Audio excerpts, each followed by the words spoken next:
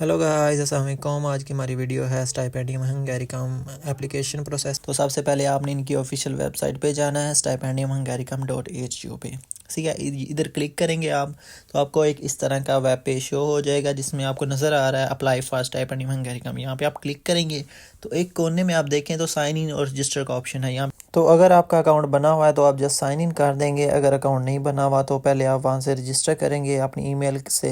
ठीक है, सिंपल है, रजिस्ट्रेशन हो जाती है। मेरे पास चूँकि पहले ही अकाउंट बना हुआ था तो मैं जस्ट साइन इन करूँगा और मैं कोशिश करूँगा कि एक एप्लीकेशन है मेरे पास ड्राफ्ट में पड़ी हुई है तो मैं उसे ही एडिट करूँ ताकि वीडियो ज़्यादा लंबी ना हो जाए और चीज़ें जो है वो ईजी रहें। ठीक है, तो ये आप देख सकते हैं कि इस तरह का एक वेब पेज ओपन हो जाएगा। तो ये मेरे पास एक एप्लीकेशन पड़ी हुई है, मैं एडिट एप्लीकेशन करूँगा। तो आप देख सकते हैं डिफरेंट सेक्शन है जिसमें प्रायोरिटीज़ है, प्रोफाइल है, कॉन्टैक्ट है, एजुकेशन है, इसके अलावा भी बड़ा मोटिवेशन लेटर का भी है। सही है, तो प्रायोरिटी में क्या होता है, सबसे पहले आपने 2 यूनिवर्सिटी सेलेक्ट करनी होती हैं प्रायोरिटी बेस पे। एक को फर्स्ट प्रायोरिटी रखना होता है, एक को सेकंड प्रायोरिटी रखना होता है। तो ये आप चेंज भी कर सकते हैं, लाइक आपने सेकंड प्रायोरिटी को फर्स्ट करना है तो एरो से आप उसे अप डाउन कर सकते हैं और एप्लीकेशन को आप सेव कर देंगे। नेक्स्ट जाते हैं प्रोफाइल पे। प्रोफाइल में आपने जस्ट अपना बायोडाटा एंटर करना है, first name and second name. First name आपका गिवन नेम होता है, सेकंड नेम आपका फैमिली नेम होता है। अगर आपके नाम के 3 वर्ड हैं तो आप मिडल नेम जो है मिडल में लिख देंगे। फिर आप तो अगर आप मैरिज के बाद आपका नेम चेंज हुआ है तो पहला नेम जो है वो प्रीवियस फैमिली नेम इधर लिख देंगे। इस तरह आप अपना बायोडाटा इजीली फिल करते जाएं, लाइक जेंडर है, फिर सिटीज़नशिप है, उसके बाद रेजिडेंस है, ये कहाँ पे आप रह रहे हैं। लाइक अगर आप अभी सऊदीया में अप्लाई करते हो या ओमान में हैं तो वहाँ का आप पुट कर देंगे। ठीक है, और इस तरह मदर नेम भी है वो फर्स्ट नेम सेकंड नेम उस हिसाब से जैसे आपने अपना नेम एंटर किया उस तरह करेंगे। और ये जो सोशल सिक्योरिटी नंबर होता है ये होता है आपका हेल्थ इंश्योरेंस कार्ड नंबर। तो अगर आपका है तो आप नंबर लिख देंगे। मैं जैसे ये हेल्प के लिए लिख रहा हूँ कि आपने यहाँ पे हेल्थ इंश्योरेंस कार्ड नंबर लिखना है। उसके बाद आइडेंटिफिकेशन आप पासपोर्ट लिखेंगे, अगर नहीं है तो आईडी कार्ड कर देंगे। ठीक है, मेरा पासपोर्ट है तो पासपोर्ट पे कर रहे हैं। इस तरह इसका जो डाटा है नंबर लिख लेंगे, इशू डेट है, एक्सपायरी डेट है और उस कंट्री ऑफ इशू है पाकिस्तान, ज़ाहिर सी बात आएगा। और इस तरह आप अपना आईडी कार्ड का डाटा भी इस तरह पुट कर दें। तो ये सोशल सिक्योरिटी नंबर अगर आप हंगरी में पहले रह चुके हैं तो वो एंटर करना है। अगर आप पहली दफ़ा अप्लाई कर रहे हैं तो जस्ट सिंपल छोड़ देना है। तो अगेन ये वही हेल्थ इंश्योरेंस कार्ड नंबर होता है, सोशल सिक्योरिटी कार्ड नंबर होता है जो आपको इधर हंगरी में मिलता है। मीन अगर आप एक दफ़ा स्कॉलरशिप अवेल कर चुके हैं या एक दफ़ा पहले स्टूडेंट हंगरी में रह चुके हैं तो देन आपके पास ये डाटा होता है। अगर आप हंगरी में पहले नहीं आए तो ये डाटा जस्ट आप स्किप कर देंगे सारा। ये वही हंगेरियन आईडी कार्ड नंबर है, मतलब जो इधर रेजिडेंस परमिट मिलता है। और नीचे बी फार्म या CNC नंबर आप जो है ये पाकिस्तान का लिखेंगे, ये हंगेरियन का नहीं है। तो आप पासपोर्ट साइज़ एक फ़ोटो अपलोड करेंगे। मेरे पास वो फार्मल नहीं थी तो मैंने जस्ट जो अवेलेबल थी वो पुट कर दी। तो मैं ये बाद में चेंज कर दूंगा। आप अपनी एप्लीकेशन सेव करेंगे, फार्मल पिक अपलोड करेंगे। तो आप ऊपर चलें तो ये आपको हेल्थ इंश्योरेंस कार्ड नंबर लिखना है। अगर नहीं है तो ये आप यहाँ से रिमूव कर देंगे और फिर एप्लीकेशन सेव करेंगे। उसके बाद चलते हैं हम कंटेक्ट पे।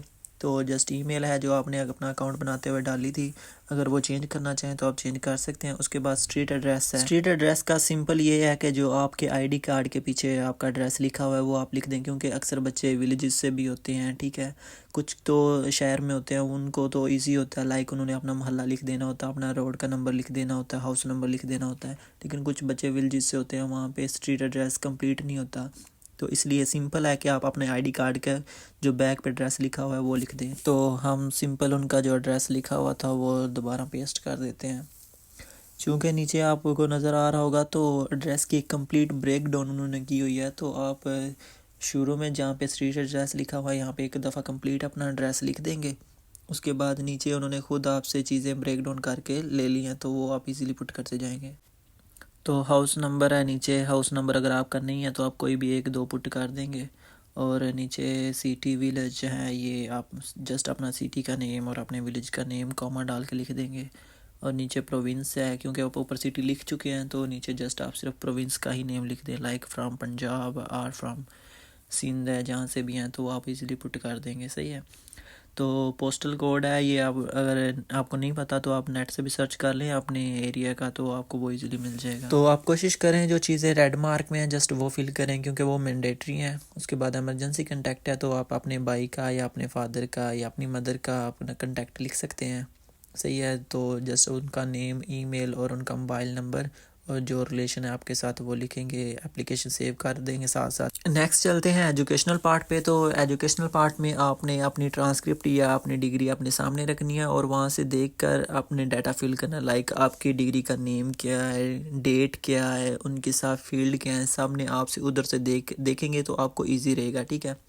तो लेवल ऑफ एजुकेशन है, इसमें आपने मैट्रिक के लिए सेकेंडरी एजुकेशन लगाना है, इंटरमीडिएट के लिए प्री एजुकेशन लगाना है और उस तरह बैचलर और मास्टर के लिए जो है वो बैचलर और मास्टर की डिग्री आप सिंपल पुट कर देंगे, ठीक है। चूँकि मैं मैट्रिक का फिल कर रहा हूँ अभी, तो हम सेकेंडरी एजुकेशन लगाएंगे। देन आपने अपने यूनिवर्सिटी या स्कूल या कॉलेज का नेम लिखना है, उसके बाद प्रोग्राम नेम है जो आप डिग्री के ऊपर मेंशन है नेम वही लिखेंगे। उसके बाद आर्ट्स है या साइंस है तो वो लिख देंगे। सब फील्ड है, लाइक अगर आप आर्ट्स कर रहे हैं तो उसमें भी फील्ड्स होती है, लाइक फिजिकल एजुकेशन होती है या कंप्यूटर साइंस है, प्री इंजीनियरिंग है, प्री मेडिकल है और इस तरह। डिप्लोमा का नेम, उसका रजिस्ट्रेशन नंबर, डिप्लोमा नंबर में रजिस्ट्रेशन नंबर आएगा और डिप्लोमा की इशू डेट, जब आपका रिजल्ट अनाउंस हुआ है, ये आपकी डिग्री के ऊपर सारी इन्फॉर्मेशन लिखी होगी तो आप वहाँ से देख के ईजिली पुट कर सकते हैं। डिप्लोमा इशू बाय में आप बोर्ड का नेम लिखेंगे जिस बोर्ड से आपको डिग्री मिली है, लाइक 22 गुजरांवाला है, 22 सरगोदा है या बोर्ड ऑफ लाहौर है, HEC है, या जो भी आपकी डिग्री पे ये चीज़ें मेंशन होंगी आपको बेहतर पता है, तो ये चीज़ आप अपने बोर्ड का नाम लिखेंगे। तो ये लोकेशन है जिस सिटी से आपने की है वो आपने पुट करना है नीचे। तो इसमें आप सिटी नेम और कंट्री नेम लिखेंगे, ठीक है। ऊपर आप स्टेट ऑफ स्टडी अगर आपकी कंप्लीट हो चुकी है तो फिनिश्ड करेंगे, अगर आपने बीच में छोड़ दिया कुछ सेमेस्टर करके तो सस्पेंड। तो सिंपल डाटा ये सारा आप इसी तरह फिल करते जाएंगे, ठीक है। नीचे सिंपल सी चीज़ें हैं, आपने कब स्टार्ट की स्टडी, आपकी कब कंप्लीट हुई है। अगर आपकी डिग्री कंप्लीट हो चुकी है तो डेट लिख दें, अगर नहीं तो एक्सपेक्टेड डेट लिख दें। और नीचे डिग्री कितने ईयर की है, लाइक बैचलर अक्सर 4 साल की होती है या मैट्रिक है वो 2 साल की है तो 2 साल पुट कर दें। उसके बाद मोड ऑफ स्टडी या फुल डिग्री आपने की हुई है या पार्शियल स्टडी की है, लाइक कुछ सेमेस्टर आपने कहीं और से किए हैं तो उस यूनिवर्सिटी का भी तो डालना होता है ना, तो फिर वो उसमें पार्शियल आ जाएगा। आगे किसने फिनांस किया है, गवर्नमेंट यूनिवर्सिटी है तो स्टेट फिनांस, अगर खुद आप फिनांस कर रहे हैं तो सेल्फ फिनांस हो। इसके अलावा बाकी सिंपल सा डाटा है, सिटी नेम जहाँ से आपने किया है उसका और लैंग्वेज बताएंगे। उसके बाद आपने कितने ग्रेड अटेन किए हैं, जितने मैक्सिमम है वो नीचे लगाएंगे और जितने आपने अटेन किए हैं वो उसके ऊपर। इसके अलावा आप मास्टर बैचलर की डिग्री भी इस तरह साथ नीचे अटैच कर देंगे नया ब्लॉक इंसर्ट करके। लाइक आप देख सकते हैं मैंने इनका जो इंटरमीडिएट है वो भी अटैच किया हुआ है और उसके साथ इन्होंने BA किया हुआ था वो भी अटैच किया हुआ है। तो साथ साथ आप ना अपनी एप्लीकेशन को सेव करते जाएंगे ताकि जो जो आपने चीज़ें एंटर कर दी हैं वो सेव होती जाएं साथ साथ। अब ये जो नीचे सारा डाटा लिखा हुआ है ये वो है जिन्होंने पहले ही हंगरी में पढ़ चुके हैं, उन्होंने किसी यूनिवर्सिटी में उन्होंने कोई एजुकेशन हासिल की है तो वो है। नेपच्यून कोड सिंपली इधर जो सॉफ्टवेयर होता है आप उसको लॉग इन करने के लिए आपको देती हैं। एजुकेशनल ID आपका स्टूडेंट कार्ड पर जो नंबर लिखा होता है वो आपकी एजुकेशनल ID होती है। तो ये सारा वो यूनिवर्सिटी में अगर पढ़े हुए हैं तो यस, अगर नहीं तो नो। अगर आप स्कॉलरशिप पे पहली बार अप्लाई कर रहे हैं या इससे पहले आपको स्कॉलरशिप नहीं मिली हुई तो सिंपली ये सारे जो सेक्शन है आप इसमें इनका सब का आंसर नो करते जाएंगे और साथ साथ अपनी एप्लीकेशन लाजमी सेव करते जाइएगा। इस तरह ये होता है कि जब आप थोड़ा सा सेक्शन कर लेते हैं उसको सेव कर लेते हैं तो आप अगर एप्लीकेशन को क्लोज़ भी करते हैं तो नेक्स्ट टाइम जब भी आप ओपन करते हैं तो वो आपका सारा डाटा सेव होता है। तो इस तरह आपका टाइम भी बच जाएगा और आप बार बार कन्फ्यूज़ भी नहीं होंगे चीज़ों के। तो एजुकेशनल पार्ट क्लियर हो गया। इसके बाद नेक्स्ट चलते हैं हम लैंग्वेज पर। तो जब आप अपनी नेशनल लैंग्वेज जो है वो पहले आप नेटिव लैंग्वेज वो एंटर कर देंगे, लाइक पाकिस्तान के लिए उर्दू है।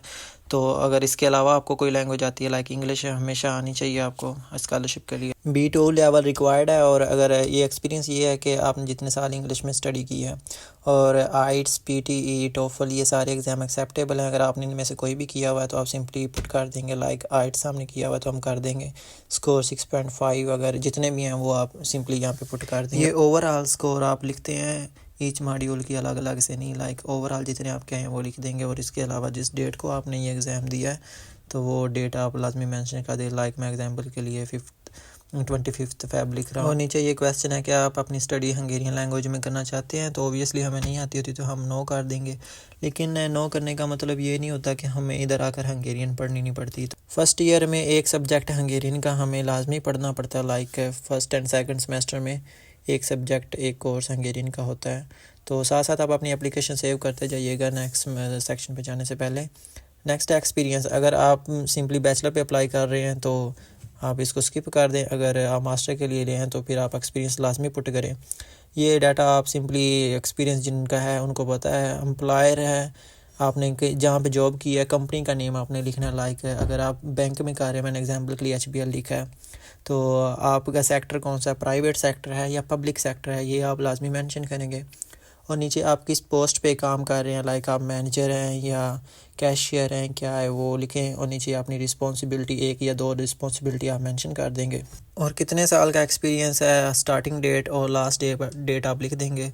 और 1 से ज़्यादा एक्सपीरियंस है तो आप ज़्यादा भी मेंशन कर सकते हैं, चूँकि इस एप्लीकेंट का नहीं है तो हम ये सेक्शन डिलीट कर देते हैं।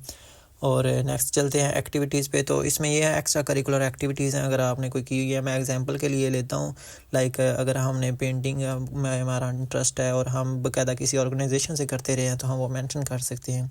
लाइक उस एक्टिविटी का आप नेम लिखेंगे, फॉर एग्जांपल पेंटिंग मैं लिख रहा हूँ और आपने किस ऑर्गेनाइजेशन से की, या लाइक किसी स्कूल का नेम है, किसी स्कूल में आप करते रहे या किसी अकेडमी में करते रहे हैं तो उसका नाम लिख दें। मैं जस्ट एग्जांपल के लिए लिख रहा हूँ यहाँ पे स्कूल ऑफ आर्ट्स। और इसका भी यही है, आपने कब स्टार्ट किया, कब एंड किया, कितने साल तक आप करते रहे, वो आप सिंपली यहाँ पे मेंशन कर देंगे। और अगर आपका इंटरेस्ट 1 से ज़्यादा में है तो आप उसी तरह वो चीज़ें भी साथ साथ मेंशन करते जाएंगे। नीचे ऑप्शन होता है 1 से ज़्यादा आप ऐड कर सकते हैं, तो सिंपली ये ड्यूरेशन लिखेंगे। अच्छा, आप जब नेक्स्ट सेक्शन पे जाएंगे ना, लाइक अभी एक्टिविटीज़ पे हैं तो हम नेक्स्ट जाते हैं रेजिडेंस पर। तो आपकी एप्लीकेशन खुद ब खुद भी सेव होती रहेगी साथ साथ। रेजिडेंस का ये है कि अगर आप लाइक पाकिस्तान में थे, फिर आप बहरीन चले गए हैं या ओमान चले गए हैं, किसी कंट्री चले गए हैं, तो कितना अरसा आपने वहाँ पे स्पेंड किया तो वो आप यहाँ पे मेंशन कर सकते हैं। लाइक मैं एग्जांपल के लिए लिख रहा हूँ कि हम बहरीन में रहे हैं कोई 2 साल, तो हम वो मेंशन कर देते हैं कंट्री या बहरीन। पर्पज़ ऑफ स्टे क्या है, अगर आप जॉब कर रहे हैं या विज़िट पे हैं या फैमिली के साथ हैं तो वो आप लिख सकते हैं। मैं यहाँ पे जॉब लिख रहा हूँ और उसके बाद सिंपली वो ड्यूरेशन है, आप कितनी कब से कब तक वहाँ पे रहे हैं। और अगर आप स्टिल वहाँ पे रह रहे हैं तो नीचे ऑप्शन है करंटली लिविंग देयर, तो वहाँ पे भी आप क्लिक कर सकते हैं।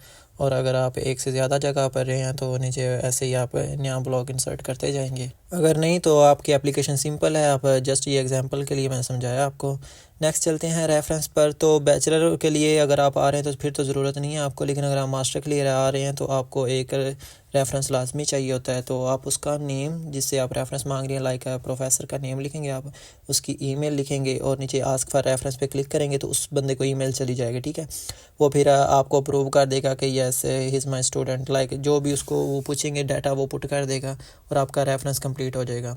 इससे नेक्स्ट पार्ट पे चलते हैं। नेक्स्ट पार्ट है मोटिवेशन का। मोटिवेशन में आपने एक लेटर ऑफ मोटिवेशन लिखना होता है, मैंने वीडियो डाली हुई है, वो आप देख सकते हैं कि लेटर ऑफ मोटिवेशन लिखना किस तरह है। तो ये करैक्टर हैं, तकरीबन आपने 3500 करैक्टर्स का लिखना होता है, तो ये इजी है, आप खुद भी लिख सकते हैं। आपके पास 2 चॉइसेस होती हैं यूनिवर्सिटीज़ की, तो आप अगर अलग अलग भी उन दोनों के लिए मोटिवेशन लेटर लिखना चाहें तो लिख सकते हैं, लेकिन अगर आप एक भी लिखते हैं तो दैट्स इनफ। तो अगर आप एक ही पेस्ट करना चाह रहे हैं तो फिर आप फर्स्ट ब्लॉक में और थर्ड ब्लॉक में पेस्ट कर देंगे, सेकंड को फिर आप स्किप कर देंगे, तो साथ साथ एप्लीकेशन सेव करते जाएंगे। और नेक्स्ट चलते हैं हम डॉक्यूमेंट्स पे। तो डॉक्यूमेंट्स पर जाने से पहले मैं ना आपको चेकलिस्ट में लेके जाना चाहता हूँ, ताकि आपको पता चल जाए कि डॉक्यूमेंट कौन कौन से अपलोड करने हैं। Like proof of language, proficiency letter यहाँ पे डालना है, या आपने आइट्स लगाना है। अगर आपके पास नहीं है तो वो तो पहले ही सेक्शन सेलेक्ट होता है कि I have not uploaded yet, लेकिन अगर अब आपके पास है तो फिर आप क्लिक करेंगे I have uploaded the original and translation. अच्छा, नीचे ऑप्शन बना हुआ है, उस पर पहले आपने अपलोड कर लेना है और बाद में ये ऑप्शन आपने सेलेक्ट करना है। अगर आप अपलोड नहीं पहले करेंगे तो उससे पहले ये जो ऑप्शन ऊपर उन्होंने दिए हुए हैं ये सिलेक्ट नहीं होंगे, ठीक है। और बिल्कुल इसी तरह ही आपने ये नेक्स्ट जो हाई स्कूल सर्टिफिकेट, पासपोर्ट और ट्रांसक्रिप्ट, ये है आपके जो रिज़ल्ट कार्ड है वो आपने अपलोड करने हैं। हाई स्कूल में जाते हैं तो आपने पहले अपनी डिग्रियाँ अपलोड कर लेनी है और उसके बाद करना है I have uploaded the original and translation. देखें, अगर आप ये सिलेक्ट करेंगे ना I have uploaded the original and translation, तो मैं एक दफ़ा क्लिक करता हूँ और बैक जाता हूँ।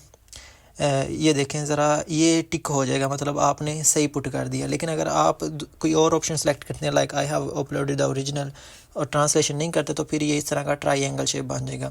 इसलिए आपने जब भी अपलोड करना है तो आपने I have uploaded the original and translation वाला ऑप्शन आपने क्लिक करना है ताकि आपके टिक लग जाए। इसका मतलब होता है आपने सही अपलोड कर दिया है। इसी तरह पासपोर्ट है, पासपोर्ट का आपने पहले अपलोड कर लेना है अगर आपके पास है तो सिंपली इसका यही है कि आप सेलेक्ट करेंगे I have uploaded the passport. और अगर आपके पास पासपोर्ट नहीं है तो अपना आईडी कार्ड अपलोड करके, या अगर आपने बनने दिया हुआ है तो वो करके आप डिक्लेरेशन कर देंगे, ठीक है। तो इसी तरह आप रिज़ल्ट कार्ड भी इसी तरह आप पुट करते जाएंगे। सारी चीज़ें ये सिंपल ही है। अच्छा, मैं सेलेक्ट क्यों नहीं कर रहा, ये आपको रेड साइन क्यों शो हो रहे हैं, ये मैं आपको लास्ट में समझाता हूँ जब आप एप्लीकेशन सबमिट करेंगे। तो एडिशनल डॉक्यूमेंट पे आप जाएंगे तो यहाँ पे आपने अपना वर्क एक्सपीरियंस लगाना है, क्योंकि आपके पास लेटर तो होगा अगर आपके पास है तो, अगर नहीं तो फिर वो रेफरेंस लेटर भी आपने इसी सेक्शन में आपने अपलोड करने हैं। साथ ये जो कमेंट में मैं लिख रहा हूँ ना वर्क एक्सपीरियंस, यहाँ पे अगर आप वर्क एक्सपीरियंस अपलोड कर रहे हैं तो अपलोड करके फिर आप यहाँ पे लिखेंगे work experience I have uploaded the additional document, वो कर देंगे। ठीक है, अगर आपके पास कोई डॉक्यूमेंट एडिशनल नहीं तो कर देंगे there is no additional document, तो आपका ये भी सेक्शन फिल हो जाएगा। सही है। इसके बाद एक दोबारा मैं डॉक्यूमेंट्स पे इसलिए गया हूँ कि इसके बाद भी अगर आप कोई डॉक्यूमेंट अपलोड करना चाह रहे हैं, लाइक आपके पास कोई सर्टिफिकेट है किसी स्कॉलरशिप का या आपके पास कोई एक्सीलेंस सर्टिफिकेट है तो वो आप अपलोड कर दें। ठीक है, तो नेक्स्ट चलते हैं अदर पे जस्ट उन्होंने आपकी मेडिकल इन्फो पूछी हुई है, आपने यहाँ पे कोई भी कमेंट लिख देंगे। लाइक मैंने एग्जांपल के लिखा हुआ है I am quite fit and healthy. और नेक्स्ट है आपको इस स्कॉलरशिप की इन्फॉर्मेशन कहाँ से मिली है, यूट्यूब से मिली है तो आप वो इंटरनेट लिख देंगे। अगर आपको किसी आपके दोस्त ने बताया तो वो फैमिली का बता देंगे। लाइक मैंने इसमें लिखा हुआ है कि ये मुझे जो इन्फॉर्मेशन है मेरे ब्रदर की तरफ से मिली है, वो स्कॉलरशिप पे है तो उसने मुझे इसके बारे में बताया। और नेक्स्ट है क्योंकि हमें HEC नॉमिनेट करती है तो वो पूछ रहे हैं कि अगर आप इस स्कॉलरशिप के लिए नॉमिनेट नहीं होते और क्या इसके बाद आप सेल्फ फिनांस स्टूडेंट के ज़रिए पढ़ना चाहेंगे हंगरी में। अगर आप पढ़ना चाहते हैं तो यस कर दें, अगर नहीं तो नो कर दें, क्योंकि हमारा इरादा है इस एप्लीकेंट का, तो मैं यस कर रहा हूँ। और नीचे आप कोई भी रेलिवेंट लिख सकते हैं, मतलब जो आप चाहें कमेंट में, नहीं तो आप जस्ट स्किप कर दें इसको और एप्लीकेशन सबमिट करें। जो मैंने आपको कहा था मैं आपको लास्ट में समझाता हूँ, वो ये चीज़ थी कि अगर आप कोई मैंडेटरी सेक्शन स्किप करते हैं या उस सेक्शन में कोई इंफॉर्मेशन स्किप करते हैं तो फिर आपकी एप्लीकेशन में उस रेलिवेंट सेक्शन में वो रेड आपको डॉट स्टार नज़र आ रहा होगा, वो शो कर देते हैं। तो लिहाजा ये आपने उसी सेक्शन में दोबारा जाना ताकि आपको सारी एप्लीकेशन दोबारा से ना करनी पड़े। तो मैं ये दोबारा से सारी चीज़ें वो जो ऑप्शन आपको बताए हैं वो क्लिक कर रहा हूँ। और ये ट्रायंगल भी अगर आपका बन जाए ना तो फिर भी एप्लीकेशन अपलोड हो जाती है, क्योंकि जब आप नॉमिनेट हो जाते हो ना तो नॉमिनेट के बाद आपको वो कुछ टाइम देते हैं जिसमें आप अपने डॉक्यूमेंट्स अपलोड कर सकते होते हैं जो उन्हें चाहिए होता है ना। लाइक मेडिकल सर्टिफिकेट है वो आप तो 15 अप्रैल से पहले अपलोड कर सकते हो। सही है। तो इसी तरह ये मेडिकल है तो इसमें आप करेंगे कि जो ऊपर लिखा हुआ है उस साबिक से मैं एग्री करता हूँ, ये ऑप्शन आप क्लिक करेंगे। अगर आप नहीं करेंगे तो ये फिर भी एप्लीकेशन आपकी सबमिट नहीं होगी। नीचे कमेंट आप ना भी लिखें तो ज़रूरी नहीं है, लेकिन आप अगर लिख देते हैं like I agree with everything stated above, क्योंकि ये जो होता है ना मेडिकल, ये आप जब इधर आते हैं तो फर्स्ट ईयर में ये लाजमी आपका मेडिकल कंडक्ट करते हैं। आपको ईमेल आती है, उसमें अपनी अपॉइंटमेंट बुक करनी होती है, तो आप रेलिवेंट वो डॉक्टर जिसका उन्होंने आपको लोकेशन भेजी होती है वहाँ पे जाके आप अपना मेडिकल करवा लेते हैं। तो ये मतलब ये सिंपल सा है, यहाँ पे आपने कुछ नहीं करना, जस्ट ये ऑप्शन सेलेक्ट करना है। आप देखें ये सारी एप्लीकेशन जो चीज़ें मैंने नहीं अपलोड की वो ट्रायंगल में जो चीज़ें कर दी मैंने अपलोड वो सारी टिक हो गई हैं। अब मैं अगर एप्लीकेशन सबमिट करूँगा तो एप्लीकेशन इजीली सबमिट हो जाएगी। ऊपर आ गया है लाइक ये आपको नोटिफिकेशन शो हो जाएगा your application have been submitted successfully. सही है। तो कुछ टास्क आपको शो हो रहे हैं, ये आपने जो डॉक्यूमेंट नहीं ना अपलोड किए जो ट्रायंगल शेप में थे, ठीक है, जो आपने कहा था कि आपने बाद में अपलोड करने हैं, तो ये उनके लिए है। हम ऐसे सेक्शन में जाएंगे और देखेंगे कि आपको बाकी एप्लीकेशन सबमिट होगी या नहीं। तो आपको ईमेल भी आएगी और आपको ये मैसेज सेक्शन में भी आ जाएगा कि आपके एप्लीकेशन सबमिट हो गया है। उसके बाद टास्क बार में वो जो आपको मैंने समझाया था कि जो डॉक्यूमेंट आप नहीं अपलोड किए होंगे वो ट्रायंगल बन जाएगा, तो वो आपने बाद में अपलोड करने हैं। इसकी डेट होती है आई थिंक सो 1 अगस्त होती है, तो उससे पहले आपने दोबारा ये अपलोड करने होते हैं। ये एप्लीकेशन है, अब एप्लीकेशन पे शो हो रहा है the application has been submitted. अगर आपको कोई चीज़ कन्फ्यूजिंग हो तो आप कमेंट में पूछ सकते हैं। नेक्स्ट HEC के लिए रह गया तो वो हम फिर वीडियो बनाकर अपलोड कर देंगे इंशाल्लाह।